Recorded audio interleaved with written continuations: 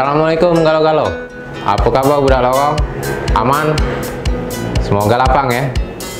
Ketemu lagi kita di channel Palquest Official. Semoga channel ini selalu memberikan informasi edukasi yang bermanfaat. Oke, tidak perlu kita nunggu lama, simak sampai habis biar tidak salah paham. Ini dia cerita kita hari ini.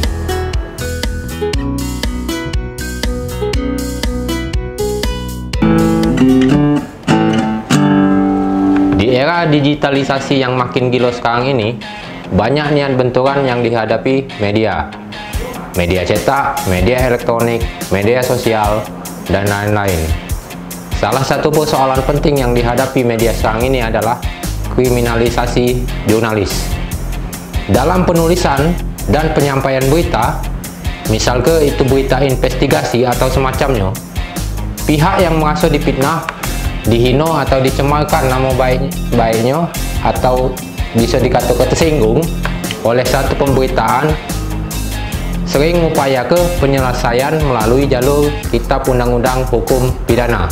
Jadi bagi yang merasa dirugikan oleh pemberitaan, dia pacak memperkara ke media itu ke pengadilan.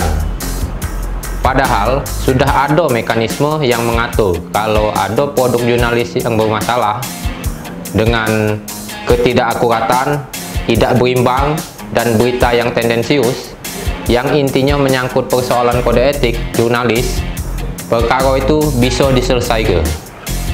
Dalam Undang-Undang Pers sudah diatur mekanisme penyelesaian sengketa pers lewat proses penyampaian hak jawab, hak koreksi, dan pengaduan ke Dewan Pers.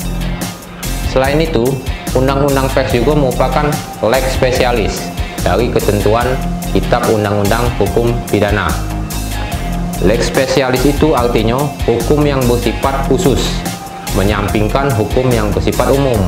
Artinya, mengatur secara khusus terhadap permasalahan hukum tentang pers.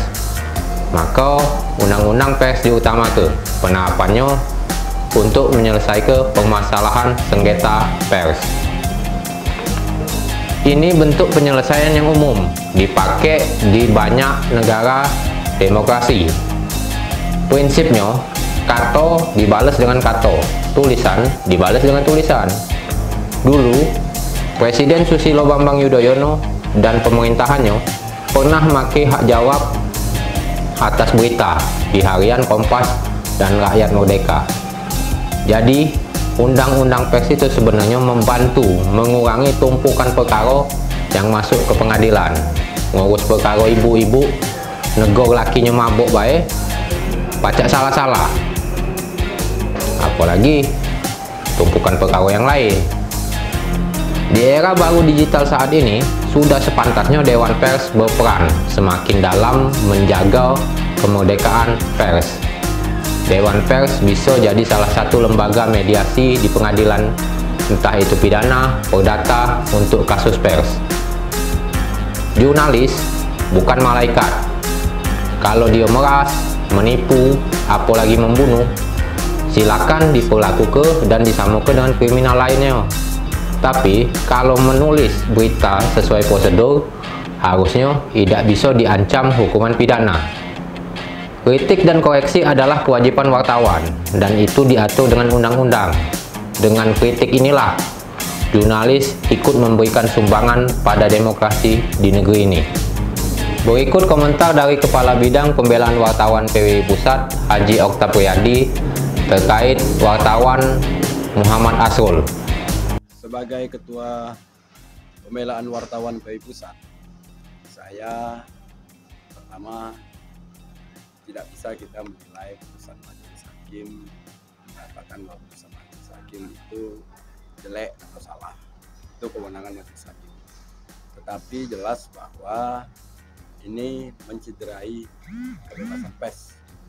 Karena jika sudah ada rekomendasi Dewan Pers bahwa perkara ini adalah perkara berita wartawan itu adalah termasuk karya jurnalistik, seharusnya hakim membebaskan Saudara Asrul.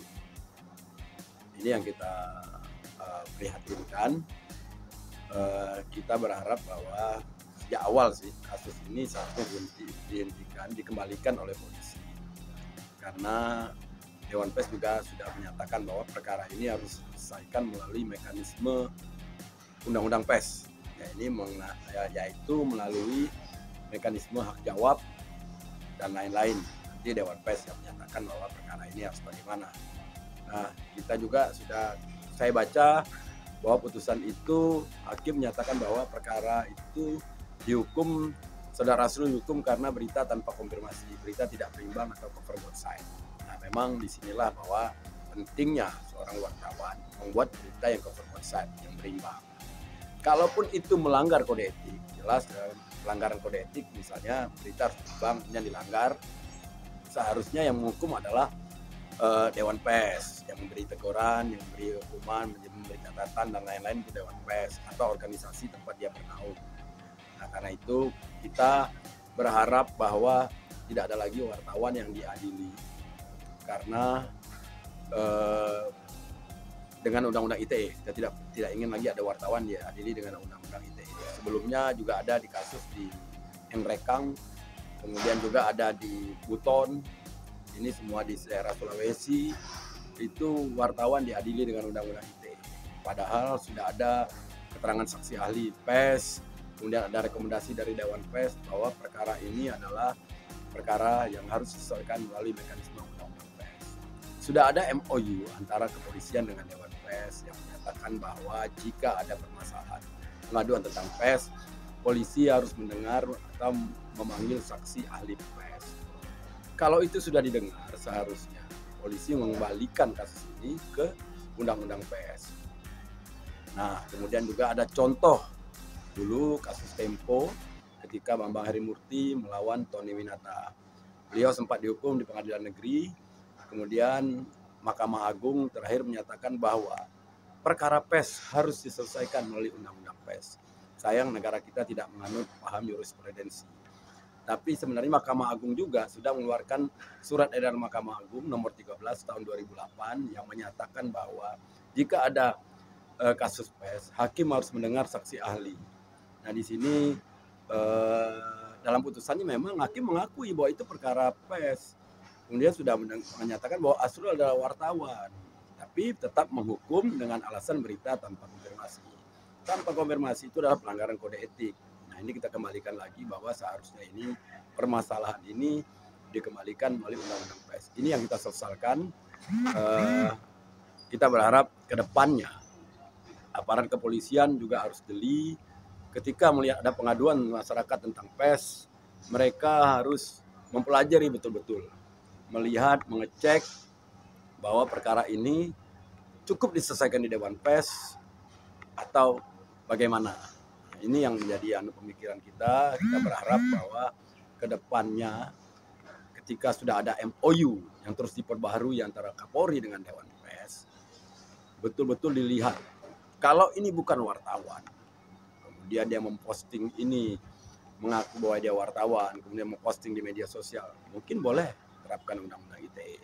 Kemudian juga sudah ada surat putusan bersama tiga menteri antara SKB lah, antara bukan tiga menteri tapi surat keputusan bersama antara Kapolri, Dewan Pers dan kemudian Kominfo menyatakan bahwa wartawan tidak bisa diadili dengan Undang-Undang ITE kecuali postingan pribadi dia. Nah, sudah ada kemarin sudah keluar. Nah, kita berharap ke depannya ini betul-betul diperhatikan oleh aparat penyidik, oleh kemudian kejaksaan juga. Karena kita juga ada MOU antara Dewan Pers dengan kejaksaan dan kemudian dengan kita berharap juga pengadilan. Ya, kita berharap Mahkamah Agung, garda terakhir penegakan hukum, bisa ya menilai, kemudian menjatuhkan putusan terakhir bahwa perkara pers harus diselesaikan oleh orang-orang pers melalui mekanisme Undang-Undang Pers. Oke coy, jadilah dulu cerita kita hari ini. Untuk budak lorong, jangan buat kerok. Tempat kita aman dimulai dari kamu. Tetaplah jadi orang baik dan terus berbuat baik, cak mana baik keadaannya. Jangan nyemelo, mulut sama hati dijago.